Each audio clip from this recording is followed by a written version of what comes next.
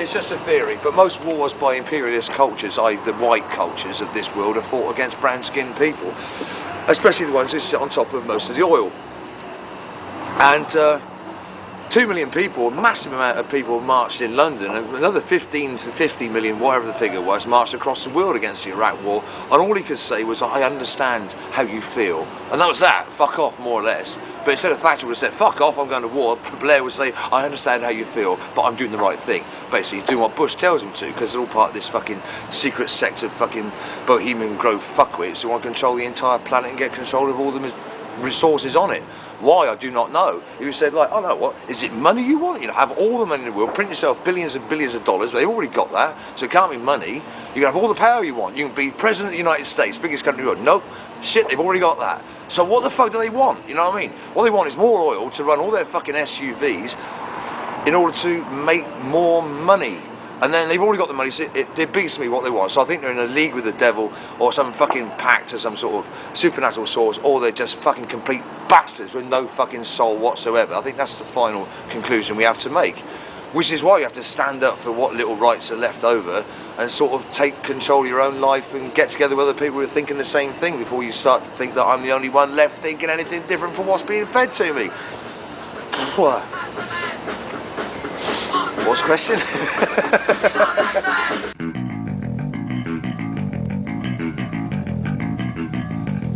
No, I don't believe in Jesus Christ. My mother died of cancer when I was 5. No, I don't believe in religion. I was forced to go to church. I wasn't told why.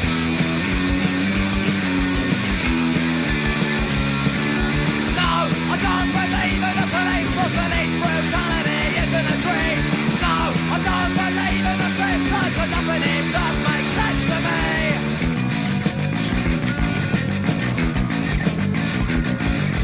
Don't worry, you'll get over it, you'll grow up, you'll calm down. Another youth, another fashion, you'll get over it, you'll calm down. You don't really mean what you say, you've had too much to drink. Don't be so full of hatred, it's not as bad as you think. No, I don't believe in what you say, you're just part of what I despise. Yes, you're part of that fucking system, I am blind, I'm the seeing of eyes. Cause the system thrives on ignorance, what the public don't know, they can't reject. In the face of you all, I stand defiant. The rest of the people, they wanna forget.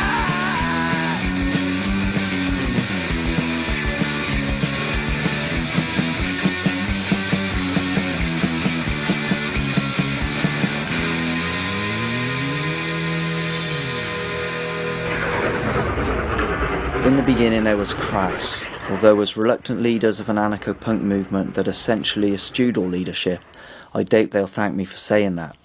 But they were year zero, a very literal line in the sand that translated as, enough is enough. No more corporate companies misrepresenting their music.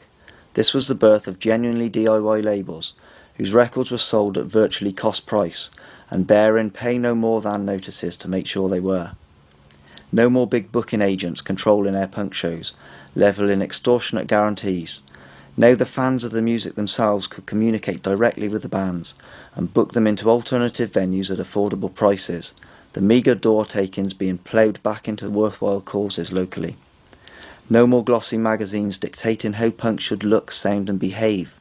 Anyone who could string 2 words together and use a stapler was now a potential fanzine editor. And no more inane lyrics about cider and glue. The kids were taking back control and finally making a difference. Crass ushered in a whole new concept of punk as a movement, and that movement, for all its naive shortcomings, made its mark around the world. Fueled by the very real evils of Thatcherism, economic depression and the nuclear threat that hung over the UK like a funeral pall, anarcho-punk kick-started the mindset of a generation that would ultimately make serious headway in the struggle for human and animal rights. 1984 came and went, and the world didn't go up in smoke, but the hopes and fears of these bands mean as much today, if not more in many ways, as they did back then. Crass and what they represent are attacked politically from all sides. The right see them simply as criminals out to destroy the existing structures of society. The left see them as hopeless utopians, deviationists, nearer to a bunch of bandits. As for the authorities, they don't like anarchists in general because they're unpredictable. You can never tell how they're going to react to a given political situation. Safe so long as their aggression expresses itself in music, for example. Dangerous if they decide on some kind of direct action against authority.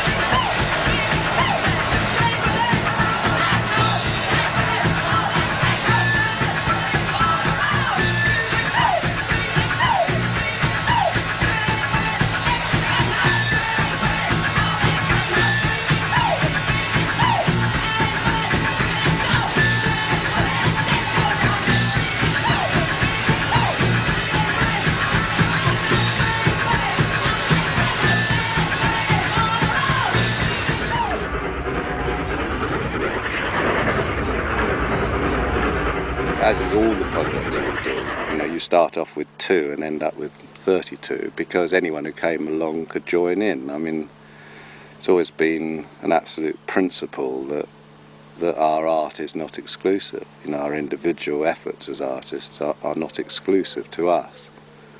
You know, that if someone comes along and says, wow, I can do that, or I'd like to do that, then the response is, we'll do it then, you know, and so that's how that's how Crass came about. It didn't come about by any formal idea. Half of us couldn't play a fucking thing anyway, you know, and weren't interested in playing a thing. We were just interested in being together and sharing ideas.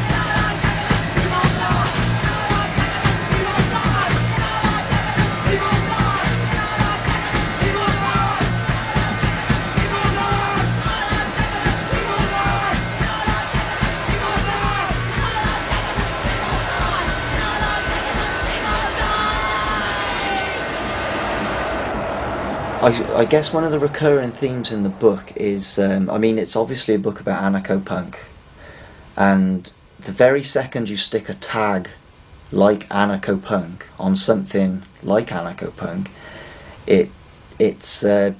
becomes a redundant concept, because the whole idea behind sort of anarchic punk was that it didn't want to be tagged, pigeonholed, you know, and controlled in that manner. And as soon as the media grasped it and could lay claim to it, it lost some of its power. So it wanted to shirk off these labels.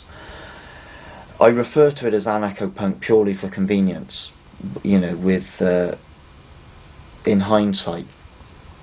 So people need to be aware that I don't define it rigidly as anarcho-punk being this, this and this.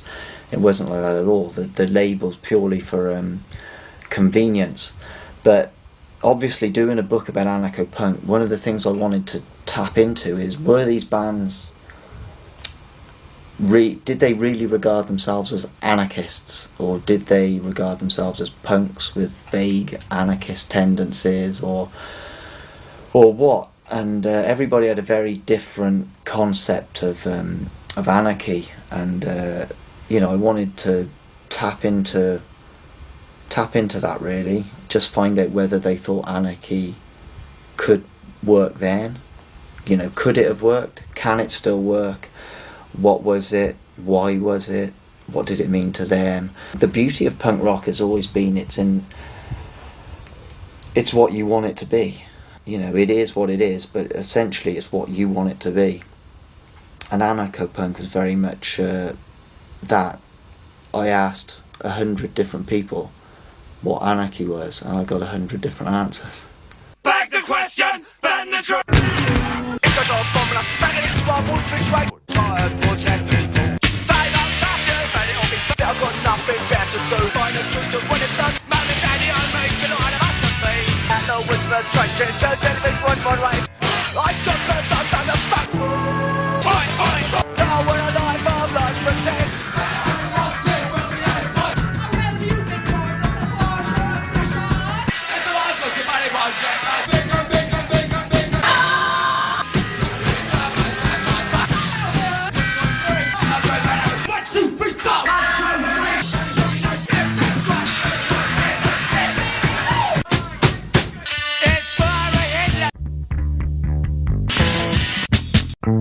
They sell us love as divinity. As slaves to that trilogy.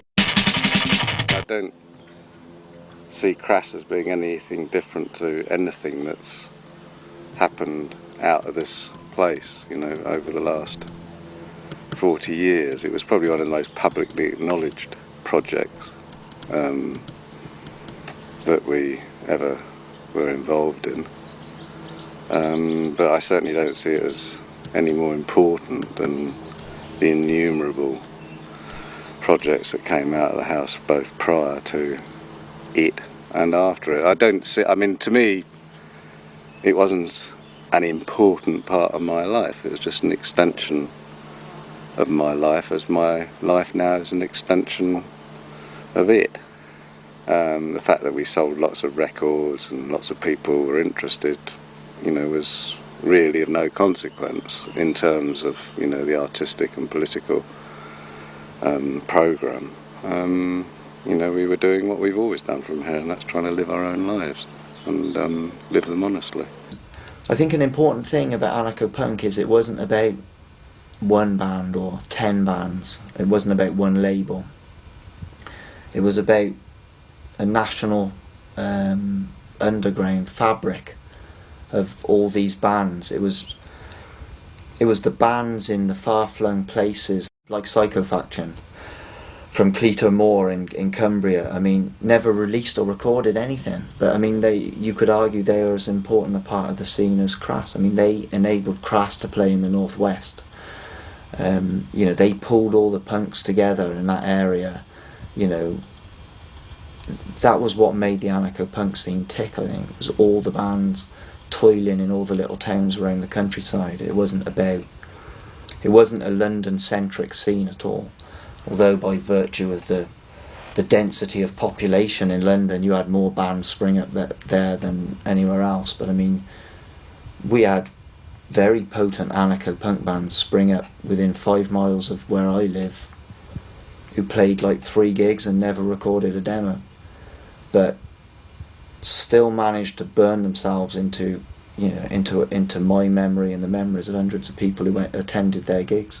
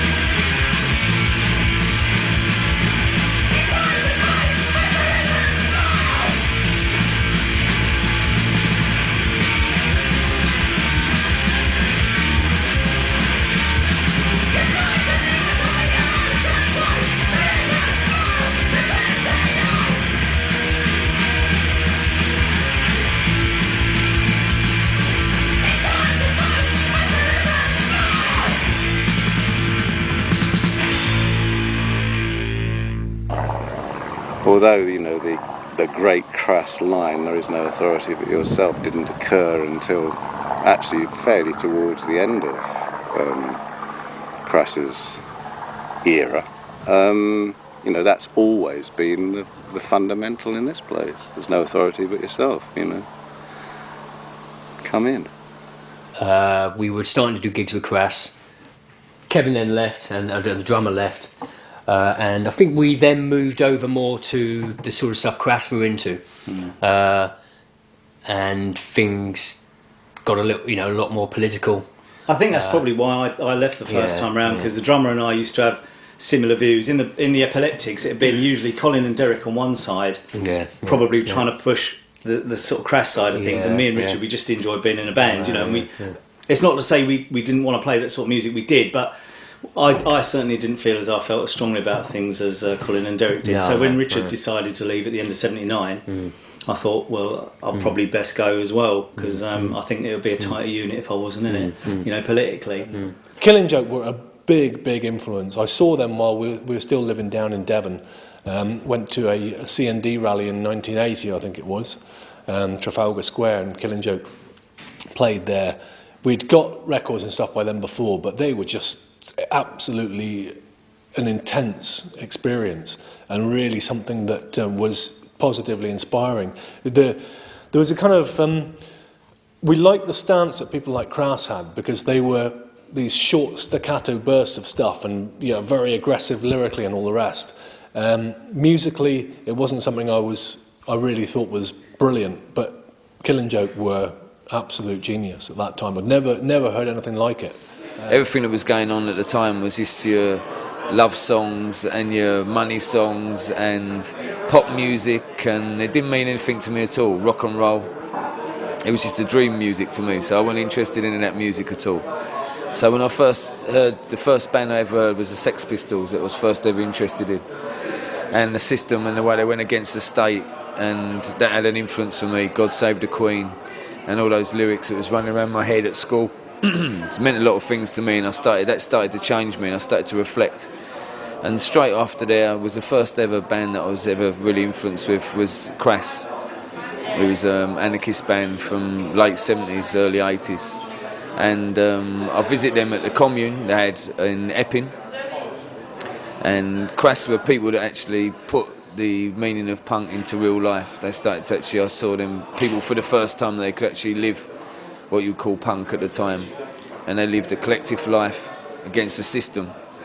And the lyrics that they held broke down all the barriers, and it really started to change the way I saw things and the way I saw life, and made a heavily influence the way I saw things at those early teenage years.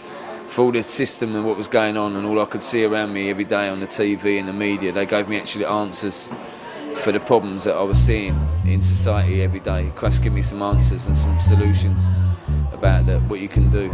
He said you can't change a system by bombing number 10. Systems are made out of people.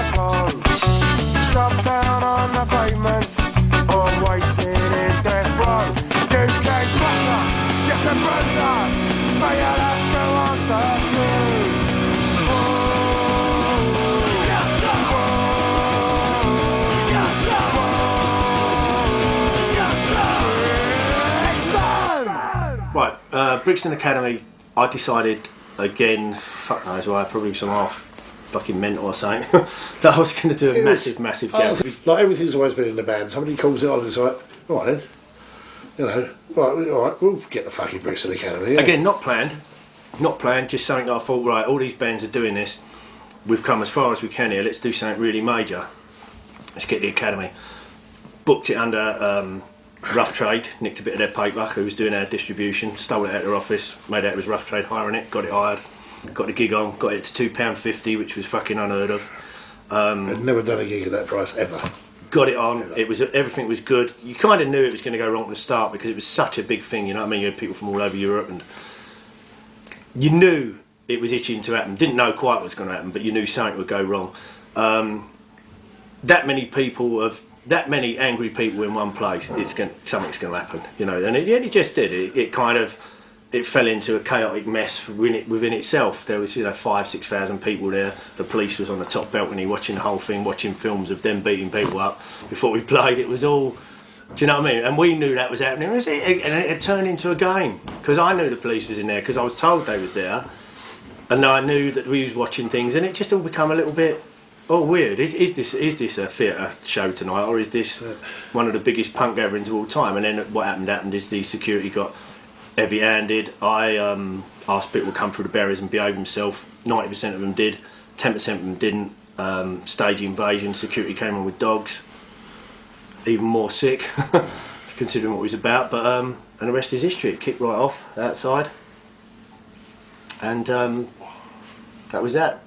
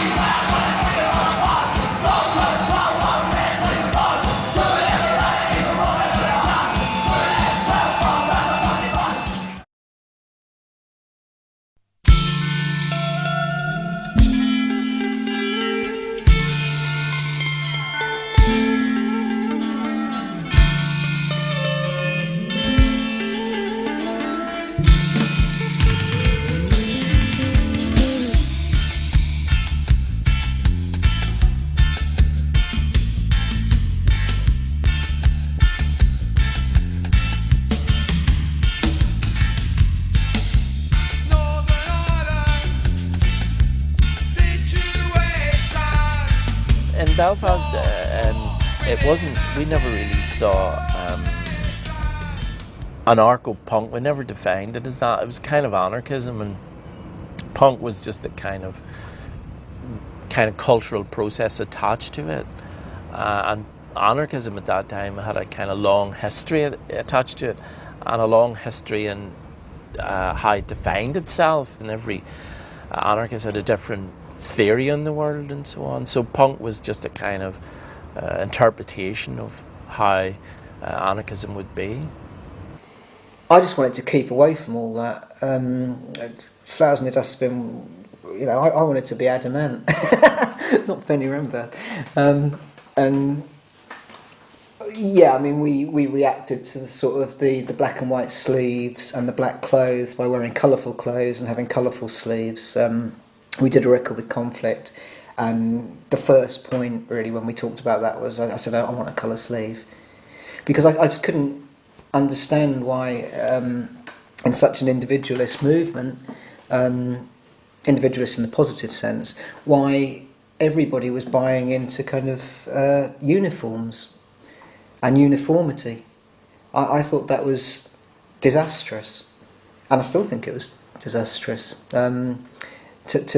To buy into style as uniform is to negate any positive things style might offer. And style can offer a lot of positive things, both aesthetically and politically. And I thought that they were absolutely missing the boat on that front. So I tried to keep Flowers in the Dustbin as far away from that. And not just me, everybody in the band tried to keep Flowers in the Dustbin as far away from that as we could. We wanted colour. We wanted Technicolor. And we weren't the only ones as well. And there was people like Rubella Ballet.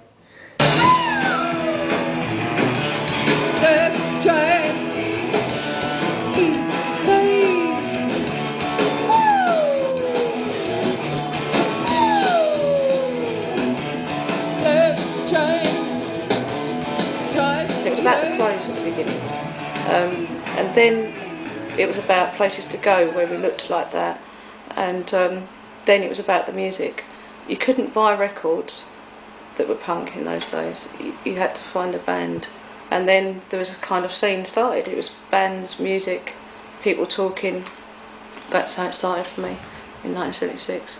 77, 78, we'd done some gigs, but they were kind of, you know, sort of slightly chaotic affairs, and there wouldn't be that many songs, you know, that we had to play, but we'd go on and we'd do this kind of, you know, sort of free-form, spontaneous kind of thing. But you know, as the band went on and people kind of left and other people joined, it kind of solidified much more around playing songs, and I started to write songs quite seriously at that point. And the songs I was writing, you know, were kind of, you know, affected by our environment and by all the other things that was, you know, by that time the whole sort of like punk thing had taken off, and I mean, I never regarded myself as a punk, really.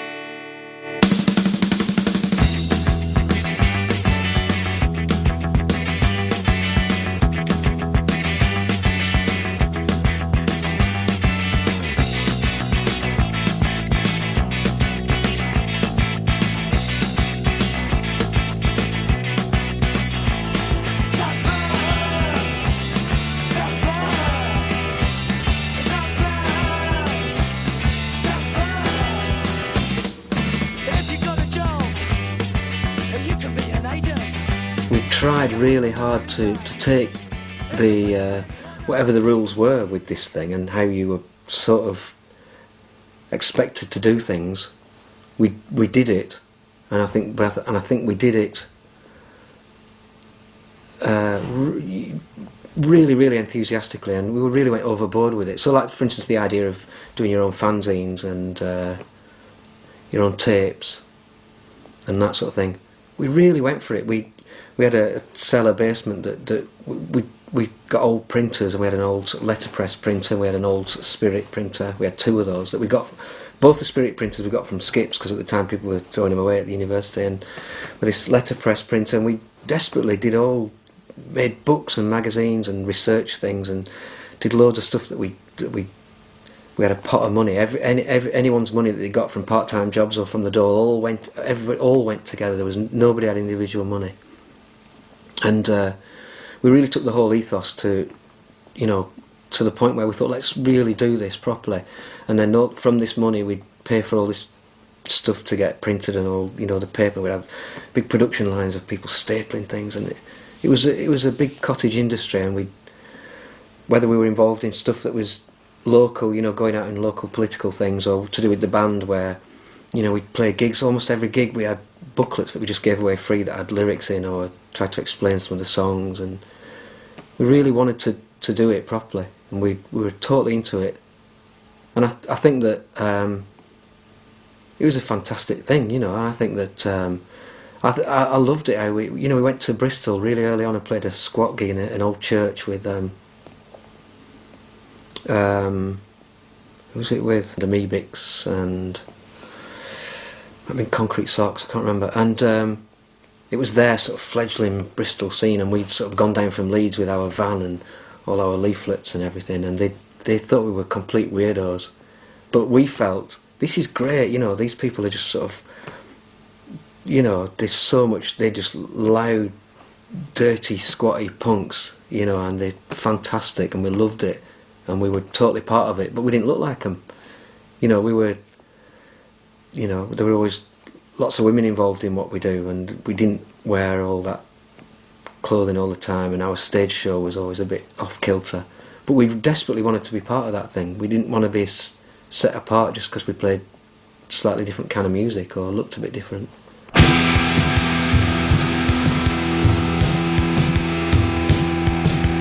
dog says into a ground tribute, wasteless call to action, mute and obedient, standing to attention. Look a little closer, the dog is a man, working on the factory floor as hard as he can. The trumpet is a loudspeaker, fits into the roof. The man can hear his master's voice and it always tells the truth. The man obeys his master and carries out his work, and of course he is rewarded with bonuses and perks. You see, they have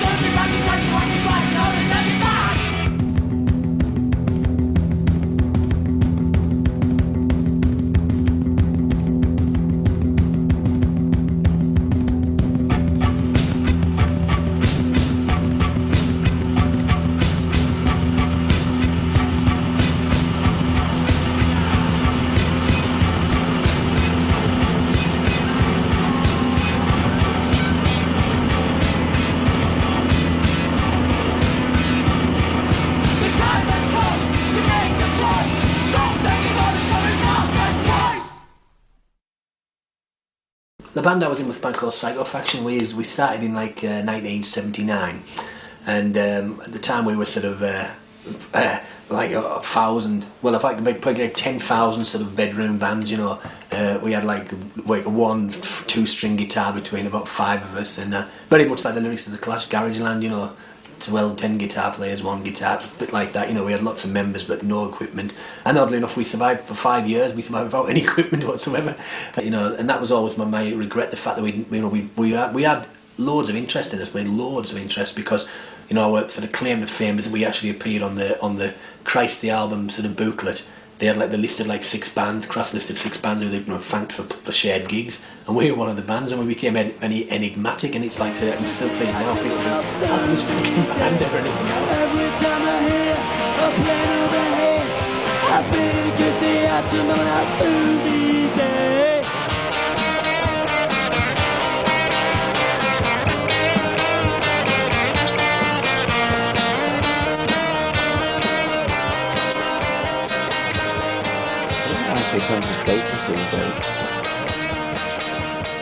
I think liberation, you know, is liberating yourself first and foremost, liberating your own thought processes,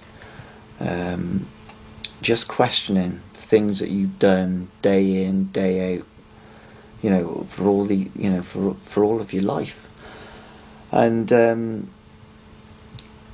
I don't think there was any dogmatic structure to any of it. It was just a case of starting you on that road of questioning, and some people felt uncomfortable with that questioning and, you know, pulled back from it, just listened to the music, just pogoed at the front of the gigs. Other people felt uncomfortable with the music, but, you know, were very open to where the lyrics would take them. The anarcho scene was more about doing it yourself, more about putting on your own gigs, releasing your own records, whereas the 1977 lot were already, you know, full on sucking off the man, you know, getting whatever they want, getting record deals, and this, you know, the anarcho scene wasn't about that. It was about taking back what was yours, taking back the rights to your records, taking back the rights to the land. You know, it's as important to be political as it was to be musical, to be in a band. Even though now some of it stands up, I think, musically, but some of it sounds like complete and utter dog's bollocks. There's some occasions, some special events, you could say they were heaven sent. They engrave the stones with Roman numerals. My favourite ones, they're royal funerals, royal funerals, royal funerals. I want more of royal funerals, royal funerals, royal funerals. I want more of... People had to make a stand against what they believed in, what they believed in, the right or the wrong. And you had to be held accountable to what you believed in, and hopefully you'd act upon those words as well. So the movement grew also lyrically, it grew musically, and also it grew active-wise. There was a lot of things going on. As Liberty developed and as the band started to grow and we started to play more and more gigs around the country with different bands, it was important that we felt that at our concerts we wanted to just do more than just play as well. So we linked up with organisations such as Class War, and when we was at our concerts they would put on stalls around and give out literature as well. So something that was influenced to say that, like, when the concert's playing and the band's playing as well, you can have some leaflets and some political message can also go out to people and they can read that message. And really, if we're being honest about it, within Liberty we learned all these things from Crass. Because without Crass there wouldn't really be conflict, or there wouldn't be any bands that we know today, you know. Sometimes people find it hard to admit that, or they don't admit that, but that's the truth. It was very, very easy for the right wing to assume that because you didn't agree with the right wing, you was obviously left wing. You know, and I think in them days that was the situation. You were a commie band, full stop. It's not that you hate the left wing as much as you hate us, or you think Stalin's as bad as Hitler. You don't. You're a commie. And I think that was it. And I think, but from my point of view, where conflict was different is the fact that I wasn't going to have gigs smashed up, and there was only one language that they understood, and that was for us to fight back, because they'd walked all over us, the same as they'd walked all over other gigs. So, do you understand what I mean? So we stood up in a different way, stood up and was counted and stuff. Because of that, kind of alienated by a lot of the anarcho scene as being, you know, we weren't into the peace side of things. You know, everyone loves peace, but we was also really thugs. we was thugs, and you know, we bollocks were stayed alive. Yeah, but if we hadn't, we would have been walked over because we was targeted more than any other people. It was pretty full on. You know, after a tour, wasn't much space to really relax for me, anyway. But, plus all the other things we got up to. So, but I mean, it's my choice, and I chose to do it, so it was good. Like I choose to do what I do now, so which isn't very dissimilar, except it's not on the road in the same sense. But, and obviously the work that I do isn't the same visually, but I like to think it still is, you know, in spirit. It's a little harder to grasp, I think. It's not in your face so much. Because anybody who's doing anything creative in any form, they have a responsibility. And the word that people put out across to people, we all have a responsibility for what words we're speaking. So in our life is our words, and our life is all we have. So by what you're speaking to people, and if the influence you have to be very serious about those words and where they're going into people's ears and what they're saying to people. So really, to be truthful, Liberty was saying that the reason we call ourselves Liberty was about freedom, and freedom of expression, and it was the word. And the word that we clearly would have would be the word of protest. September the 29th, an idea that had grown and formed to stop the city was to take place. A carnival in the streets, a protest against the companies and men who finance war, an occupation to stop people at theirs, peaceful blockades, a traffic-free zone. So what actually happened? The walls and pavements were daubed with coloured chalk, slogans and symbols that probably meant little to the city gents. Some blockades were formed and removed. There was conversation with city folk and some music made. The many arrests angered the free, some carried out by brutal police without their identification numbers. All day people rallied with backwards and starting points. A meeting at the Guildhall turned into a strong defiant show of force that marched through the streets, past the Bank of England to the Stock Exchange, while loud chanting echoed around the tall buildings. People banged on the doors and windows. Siege was laid until the horses arrived. But it was spontaneous, disorganised, except for the whispered word, a way of confusing the law. The result? The carnival was enjoyed, but the city was not stopped. They worked while under siege, even though many visited the carnival out of curiosity. Their dull day was brightened, but it left no mark. The next day most walls had been scrubbed of their graffiti messages. But the fact remains, power has been tested. If you try hard enough, things can work. If you go on trying, it will.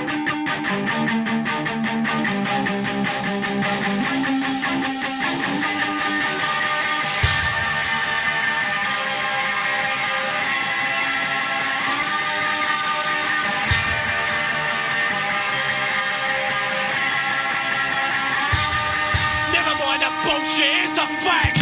Second out for the same old song, fight back against the system that's brought and wrong. Get another battle round against the wall of power. Blasphemous attacks below the leaders cover. It's a message from those who won't take no more. I'm seeing the privilege profit from the bar. All the scientists pissed, they call research means on whisker and filthy bad. Well, spoilers to the ball, keep smashing at the wall. Put the pressure on, and government will fall. It takes more than music and more than words to reclaim nations controlled by hordes. And police, army and funnels wiles, and everyone waiting for the balance from the people who care. To question and control the dividing line, power must be tested in testing time.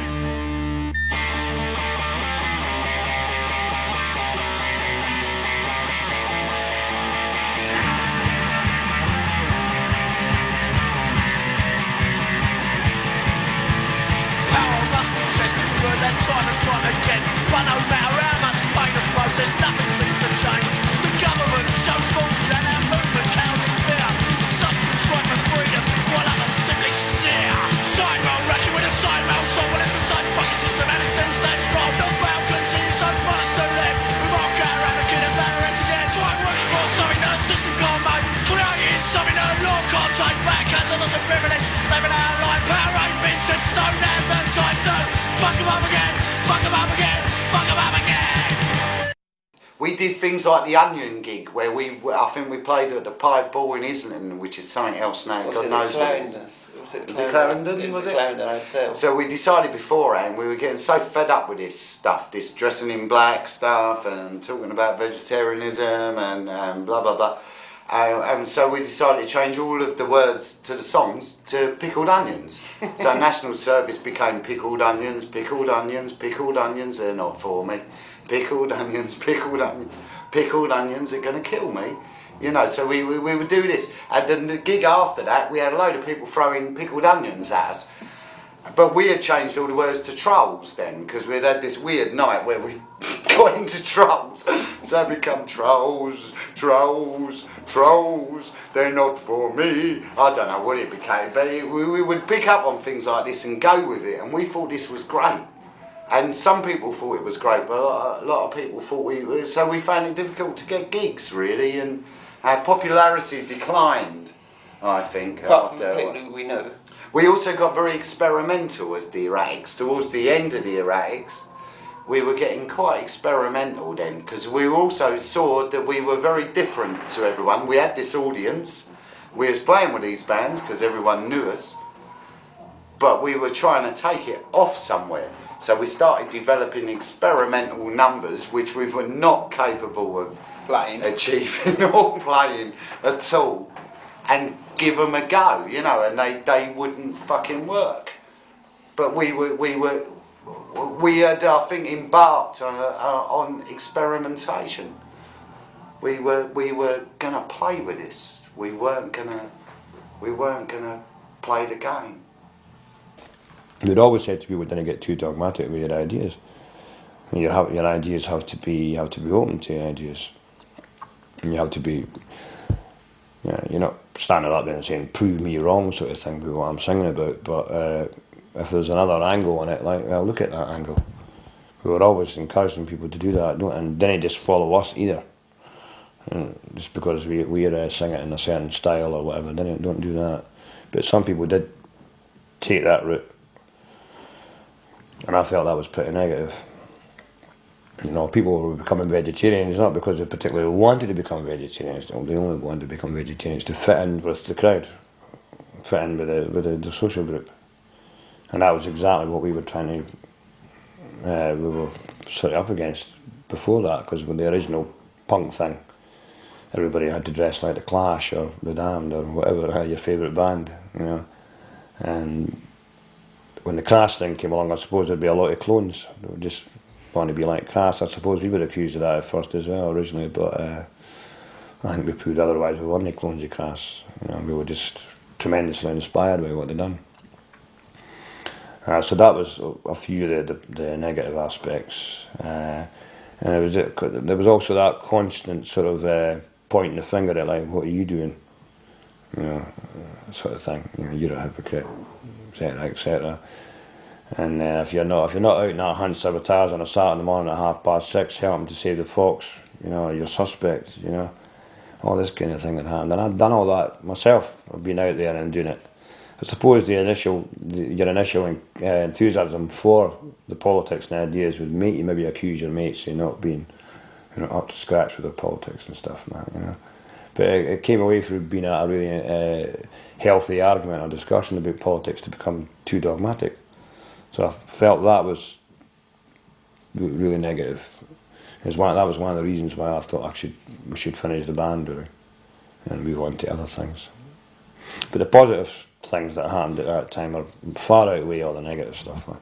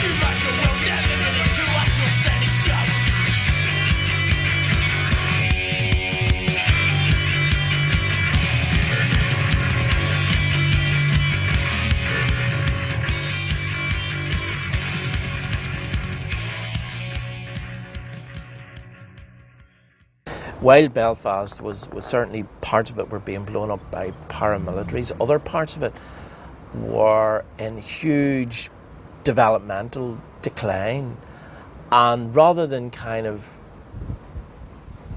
as it were, regenerate or redevelop working class communities gradually, what they'd done was they simply wiped them out from the map, and relocated all those communities in suburban and rural areas. And also they had, which made a big difference to people in Belfast at that time, was they decided, in line with a lot of other cities, that roads were more important to people. So they put a road, the ring road, right through Belfast, which cut these traditional communities in half and decimated them. So I wrote about all these sorts of things, about how planners didn't give a damn about working class people, how their housing was appalling, how they were being shifted around the place. He's fucked all good to say about anybody. He's fucked all good to say about anybody. He's fucked all good to say about anybody. He's fucked all good to say about anybody. The sort of shite who hates giving to charity, believing it only clears up the state's mess, but gives anyway. The sort of creep who knows that kicking around with the RUC won't matter a damn. They're out there to get you in. Nice day, officer. The sort of silly idiot who believes that free beats anything any planner can dream up. A professional whinger who disgorges apocalyptic rhetoric.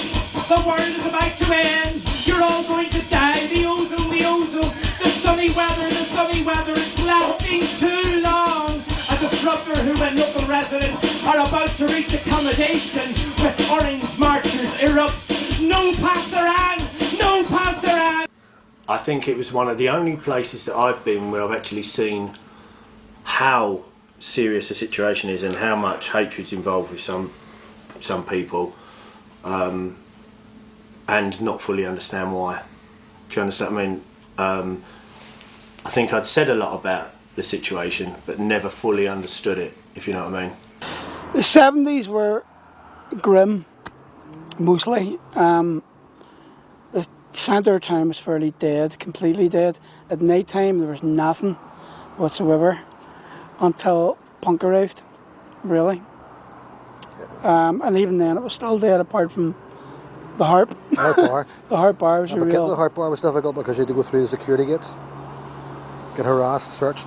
That was the least of my worries. I had to cross York Street, which when you came from a New Lodge was like crossing the fucking river or something like that, you know. You're just taking your life in your hands. This was like when the Shankill Butchers were still knocking about York Come Street. through the centre of Belfast to get down into, you know. He's from West Belfast, he doesn't understand anything, you know. The People's Republic of West Belfast, you know.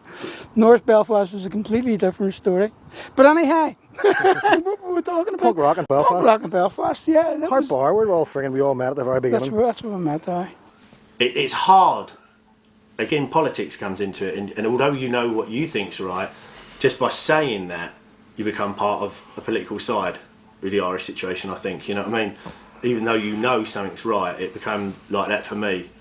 I enjoyed it, and it was nice going there. It's probably one of the only times I've ever been very, very nervous of a situation, which alerted me to how bad the situation was there. For me, it just seemed like it was the same game but with much more extreme rules. We aspired to run the centre on anarchist principles. We, you know, political talk, big P's, small p, whatever.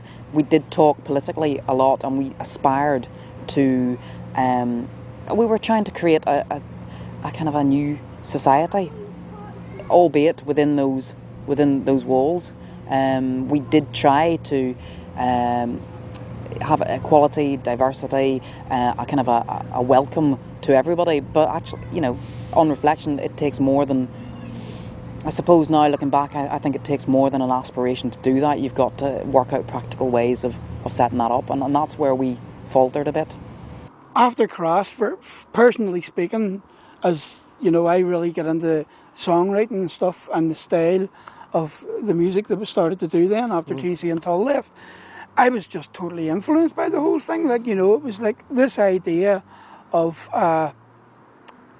music can be a way of just communicating fairly radical ideas, stuff that, you know, even at the time for me when I was reading all the cross lyrics and stuff like that, I was going, they're talking about something here that's impossible and something that can never happen.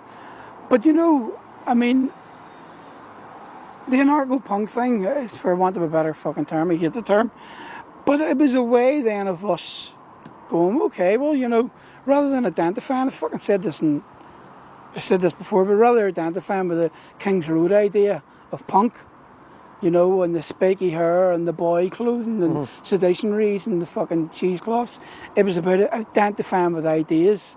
I was part of the kind of kids at school who knew there was something wrong and didn't like the status quo and didn't like the situation and was getting into trouble in ways, you know, for arguing about stuff. But lots of other kind of kids thought they were like, you know, political kind of communists or, you know, radical liberals or something like that. And I also wasn't into any of that.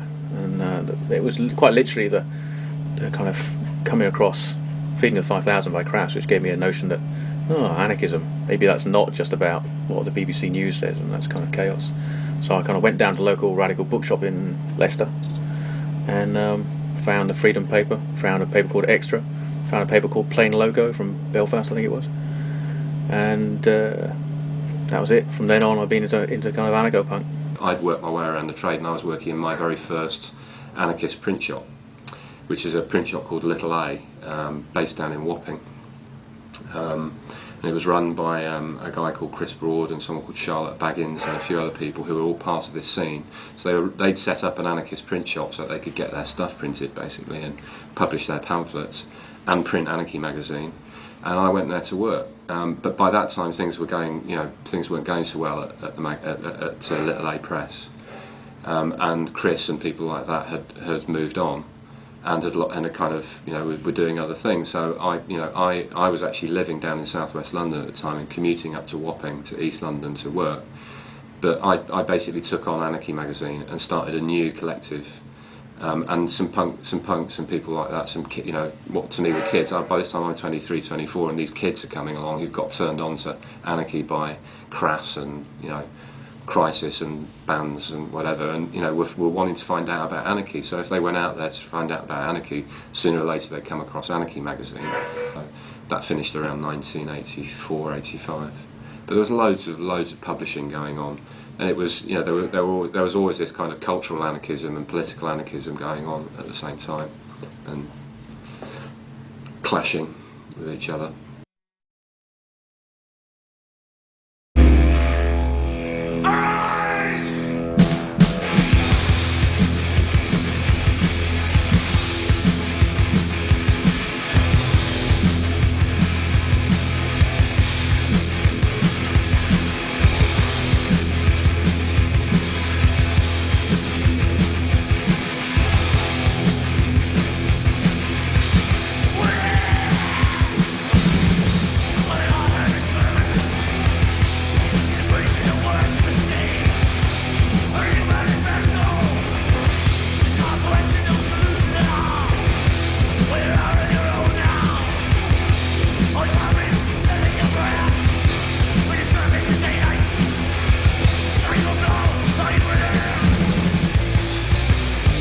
Amebix was, if you like, using the anarcho-punk movement as a vehicle to be able to release our records.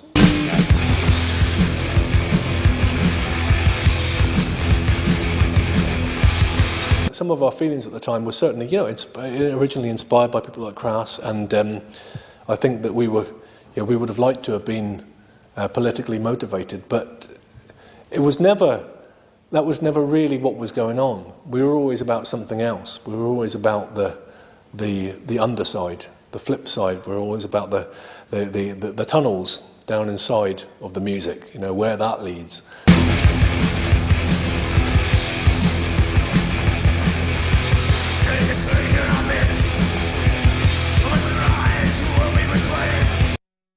My life is not entirely resolved, but I haven't got anything to complain about. I look at the world around me and I think, there's a lot of wrong stuff. A lot of things go on that you want to be able to say, no, I don't agree with that with. But I think that the primary way that we change the world is through the relationships we have with other people. It's through our family, and it's through our friends. It's through the people that we know and how we communicate. You know, be good to one another. If you do that, then you have the essence of how to change the whole world, because enough people do that, and it's going to get around eventually.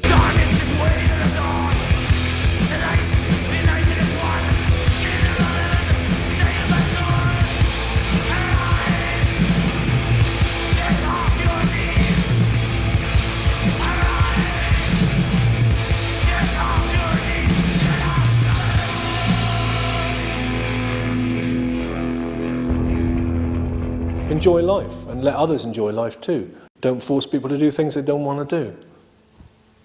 That's it, you know? No gods, no masters. Daily Country Dive was just a collection of the best tracks we had at that point in time. I think what really marked it out was Nick Lance's artwork. He'd written me a letter asking for basic band information about the Subhumans. At the bottom of the letter was a tiny little 1-inch picture of a punk rocker's head done in this really fine pen artwork. It's like, wow, we needed a cover, we weren't artists. So I wrote back and said, can you do, this is for the Religious Wars EP, can you do a cover for this song for a 7-inch? Heard nothing back, but 3 weeks later it arrived in the post, fully formed. It was like, wow. So we asked him again to do the Daily Country Dive one. He spent a couple of months over that, and full-on cover. That kind of really put it in people's heads a lot more because of that. If it had bad artwork, maybe the whole thing would have gone differently. But the tunes are pretty good. We tried to link all the tunes together as much as possible, have them flowing one to the other to make it more non-stop and sort of connect it all together.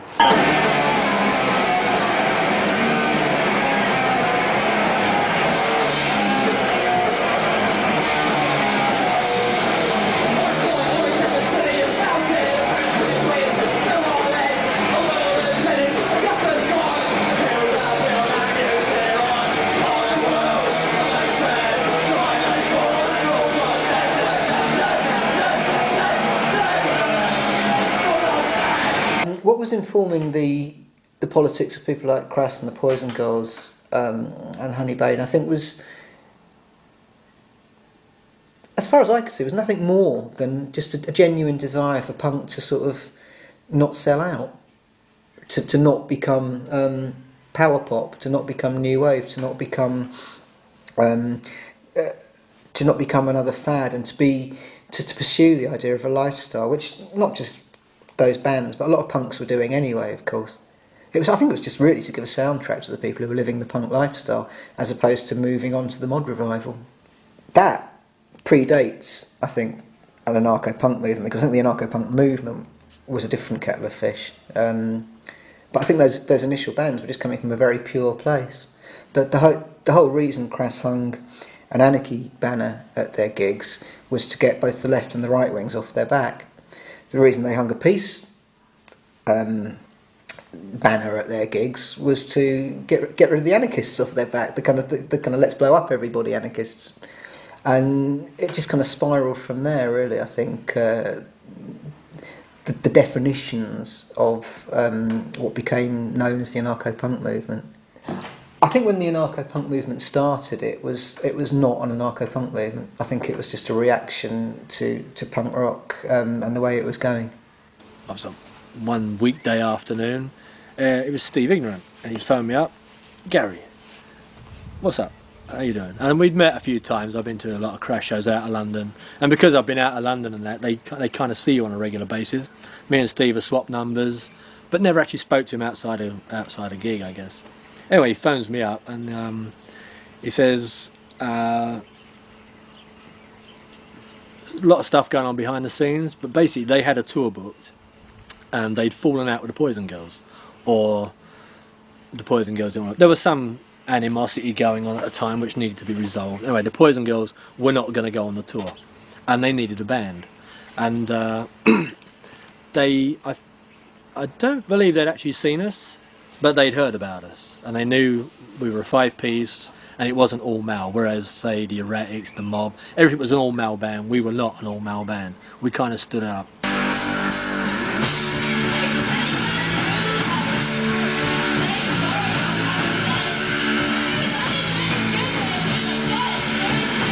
And they said, can we come see you? So I was like, okay, we have a rehearsal in a church hall next Wednesday. We always, booked a rehearsal space somewhere. Anyway, we set up as if we were doing a gig, because that's the way we would naturally rehearse, drums, amps, everything facing forwards. Anyway, I told the others, we're going to have some visitors. I said, Steve's coming down. They're like, oh, cool. Anyway, we set up, and the door opened, and 6 people from Crass came walking in. And it was like, how you doing? You just carry on. So I was like, fuck, we had a little... It was funny.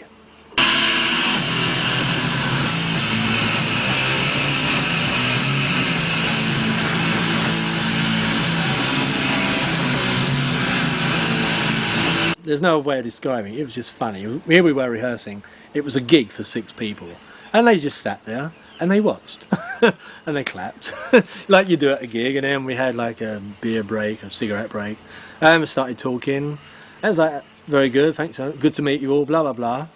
Anyway, next week I got the call. It was like, can you guys come up to Dyer House, which is where they all lived? Oh, yeah, okay. So we all jumped in the van, shot up there. And they laid it out for us. They had a tour booked, and it was like 10 days or something around the UK. I think we'd done 6 shows around that time. That's all we'd done. And it was like, we want you guys to come on the road.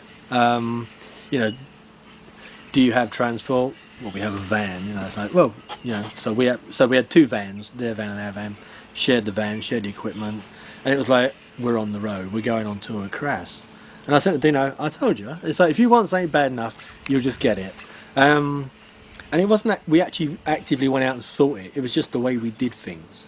We were positive about it, and we got our faces shown, and we didn't play the game. It was, we're going to create our own environment, and we did it. And that was it. Crass took us under their wing, if you like.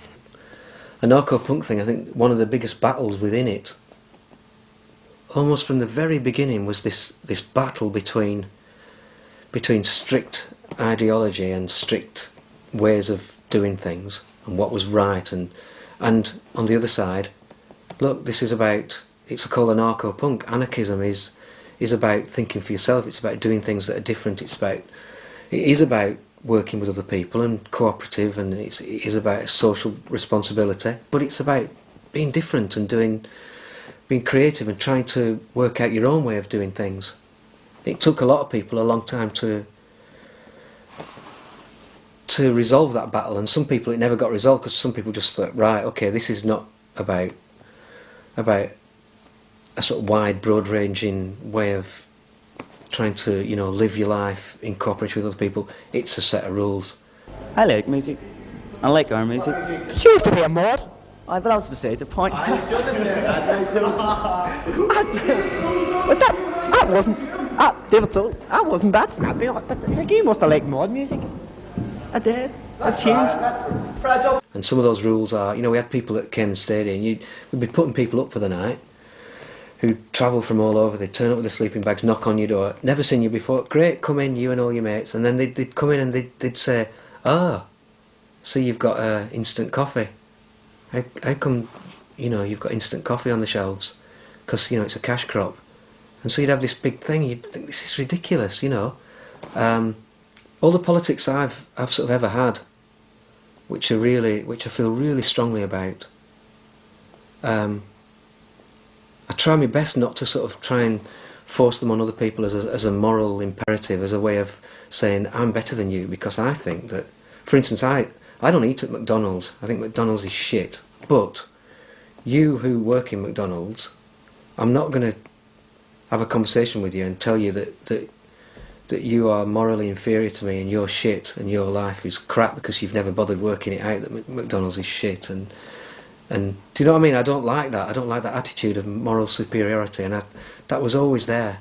People writing back to us saying, you forgot to soap the stamps. This is totally out of order. Please, next time you write, could you make sure you soap the stamps?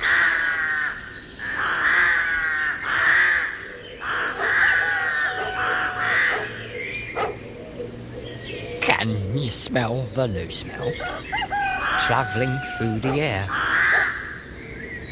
Aye, I can, lad. It's a coming from over there, over the hills, down in Valley. There's no buildings there. There's a nuclear power dump site. Someone doesn't care. Parliament says it's safe. But why not bury it there?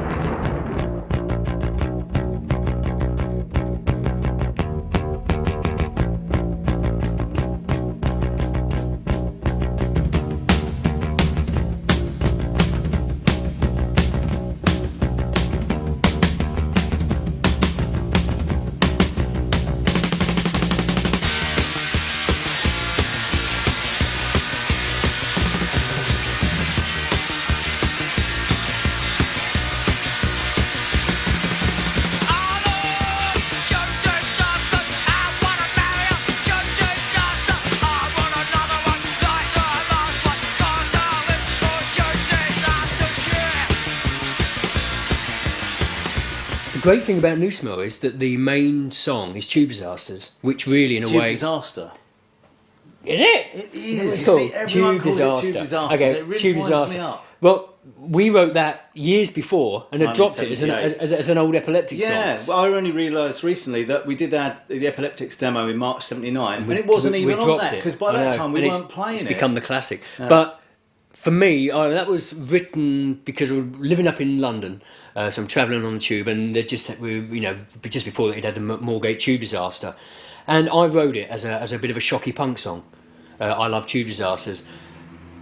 Derek later said, "Oh, it's about people that enjoy watching news footage of that kind of thing, and people not meaning to, but sort of getting off on it." But to be honest, I wrote it purely as a stupid song. One thing that did become apparent, having interviewed all these bands, is that there was a far greater percentage of people involved in the anarcho-punk scene that have stayed true to the commitments they made whilst in a punk band, 20 odd years ago, right through to the present day.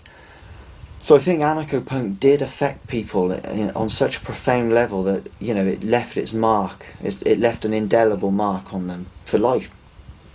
And that's what struck me about the book, is everybody, well, virtually everybody, is still, to a lesser or greater extent, they're still leading their life, by their own terms wherever possible. At the very least, when they hear a news report on the TV about, this bogus war in Iraq or whatever, I mean, they're reading between the lines and the lies, and and I think that's a mindset that's been with them since they heard their first Crass record. I think that's how long it stayed with them. In the hands of anarcho-punk, I think we'd have a very healthy future for our for our kids, but unfortunately it was a minority movement, else we might not be in the situation we are today. It sounds horribly cliched, but I think there is hope for us as long as we're prepared to think for ourselves. The music press generally at that point were kind of trendy lefties, I suppose. In NME, certainly they were trendy lefties. In Sounds, they were more interested in the sort of concept of street level punk, which became Oi, if you like. And melody making never really mattered. So NME always covered Crass with a lot of generosity and kind of ignored the anarcho-punk movement beyond that, because they thought that the more sort of mainstream left wing was where it was at in regards fighting Thatcher, if you like.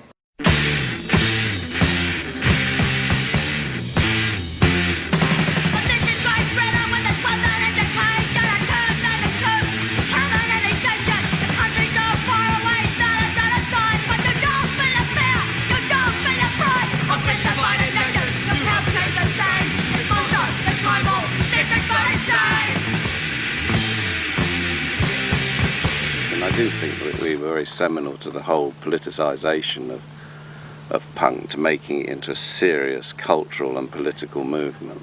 But ultimately, you can't create a movement out of yourself, you know. So it's not as if people would say, oh, well, you're just talking to the converted. Well, who fucking converted them? Firstly, they themselves converted. That some kid wakes up in the morning and doesn't like the fact that, you know, they've got to go to some dumb-ass school to be taught about Jesus Christ and algebra, you know. There's something better in their life. So they skank off school and go down the record store and buy a crass record and think, wow, yeah, this looks good, I'll do a bit of that. So it's not like we don't know what the fuck was going on with our records or what we were saying. It was the spirit of the people that made it possible, not us. All we did was act as a sort of catalyst. No, it wasn't, you know, we weren't special. What was special was some fucking kid in, you know, I can't be special. I had a very privileged background. I had a very comfortable upbringing. That's special enough, you know. I'll always be, in that sense, comfortable. Thanks very much. You know, I don't have a fucking thing to my name, but I'm very comfortable about it. And that's to do with class. Well, that's nothing, is it? Anyone like me can do that, but some kid in Glasgow or some kid in Belfast who's got absolutely fuck all and has the courage to think, well, it could be a bit better, couldn't it? And then sees something which says, well, yeah, maybe it could be a bit better. Maybe you could this, maybe you could that. And that's all we did, was just right, maybe you could this and maybe you could do that. And out of that, people found a life. Well, it was their courage, not ours. I mean, we were getting fucking paid for it. Not a lot, but... Well, everything we were saying and doing at that time is still relevant now. It always has been. Politically, you could almost see what we were saying in 1982, 83 all happening in the 20 years. The thing with Afghanistan, with the Gulf War, we were kind of warning people way back then that this would escalate. But nowadays it's just more technology to fight against. I think that what Crass had to say was still relevant in 2006, even more so. 30 years later, and I still can't walk out the house looking like this without someone, or everybody would say something. It's not just about the way I look, it's about what I've got to say and what I do. So I think that people have realised that punks did have something to say, and there's still, you know, there's war in the world today, and people aren't happy with it. People aren't happy with the way the world is, and they're going to go back to punk, and they're going to go back to the politics of punk, and they're going to look at vegetarianism, and they're going to look at war and C&D and the way women are treated, and the way, you know, violence in the world is perpetuated from animals right up to women, and then to other countries, and people are going to look at the environment again, and people are worried, and people will go back to being punks, and they're looking at the 80s anarcho scene because it actually did say something, but also it was repressed, of course. I mean, 80s, what people don't understand is in the 80s all we had was John Peel, and we was lucky we had that. We took off on an old Erratics number which was our most experimental at the time, which we were incapable of playing, called The March of the Sods, isn't it? Yeah. Called The March of the Sods. And out of doing the erratic set again, we started doing this in a kind of psychedelic, kind of bluesy way. And I remember thinking to myself as we're playing this, hang on, you know, it was almost like my youth had pointed to me. He couldn't do it then, but it had pointed to something. And we suddenly took off on it and said, let's do something with this number. Woohoo! We're in Rusty Records System on the dance songs. We're in Rusty Records System on the dance songs. We're in Rusty Records in a pretty shade of white. We're in Rusty Records, what a lovely, lovely. And a lot of that anarcho music really, really means something to them. And when we were playing, you know, it was 6 years to the night after what they characterise as the night the Americans bombed Belgrade. And we were doing some of those old songs. We were doing target, you know, and there's this sort of chant in it, "You're welcome here, Americans, we love you, but not your bombs." And we were doing that.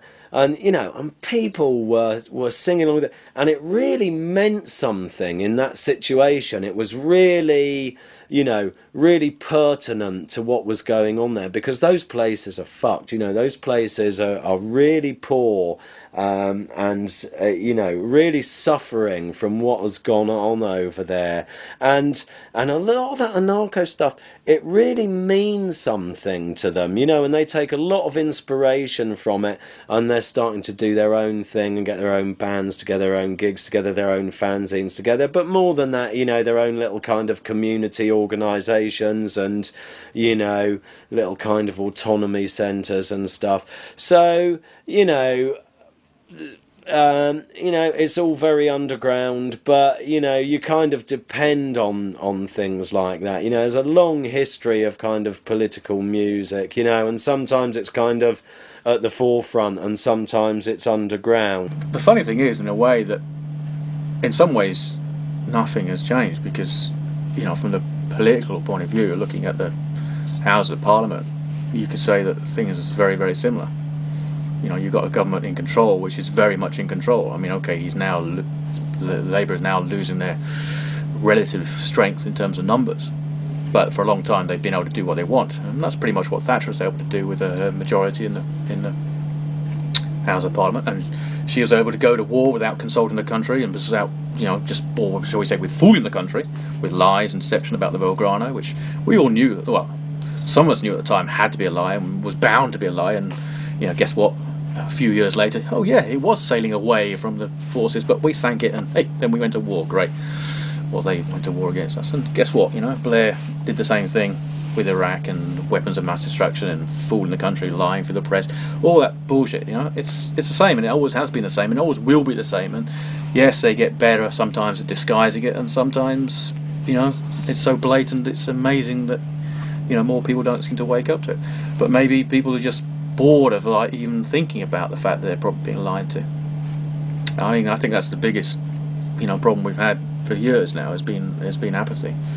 You know, the George Orwell kind of concept, which we used to think, well, 1984, it's coming along. It's not really about slavery in terms of chains. It's all about slavery in terms of mental chains, and not actually being interested in thinking about breaking out or trying to, you know, make a change. It's about apathy. There's a fight to the death going on. It's a fight to the death between capital and the working class, and punk and anarchy and all these other things are just part of that fight to the death. We have to think globally. We have to think big, and this is serious. Do they owe us a living? Of course they fucking do.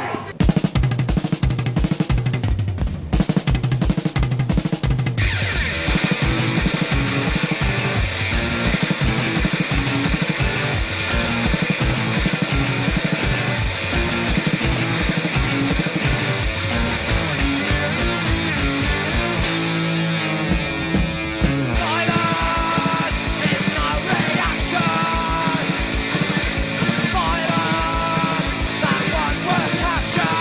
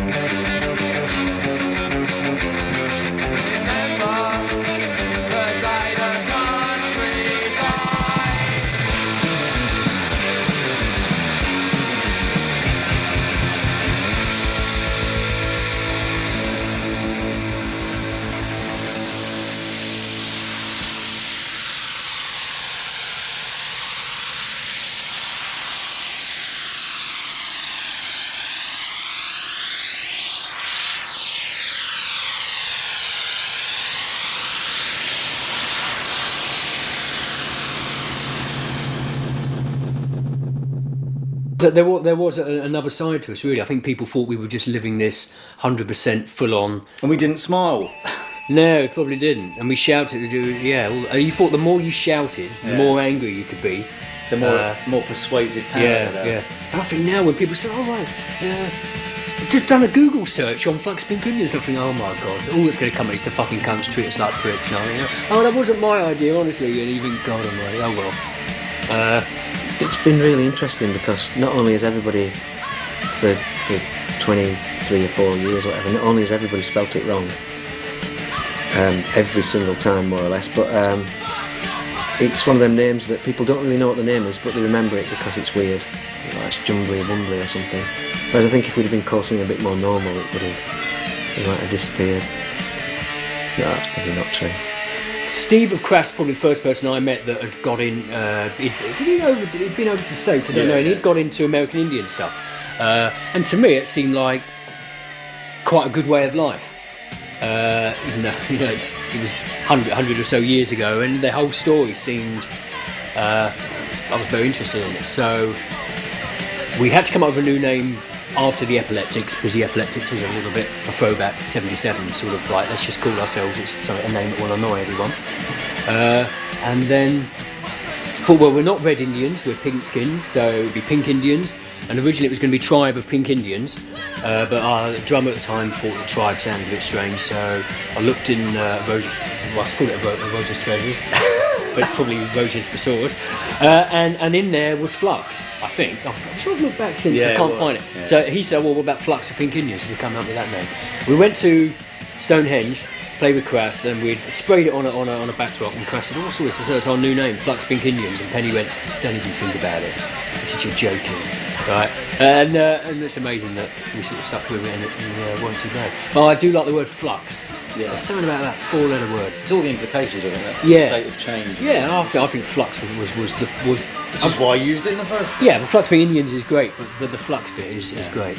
My nan used to go, "I'm sure I saw you on top of the pops the other night," and I said, "No, it's a flock of seagulls." So it was a bit of a funny name. But, and so on. I think it's a natural human reaction. Or maybe an imposed one, but it's a human reaction either way, to think you've got to be special in order to affect social change.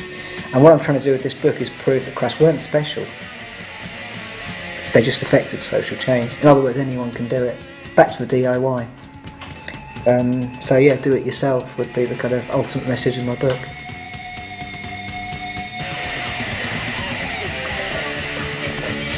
And get pissed destroyed.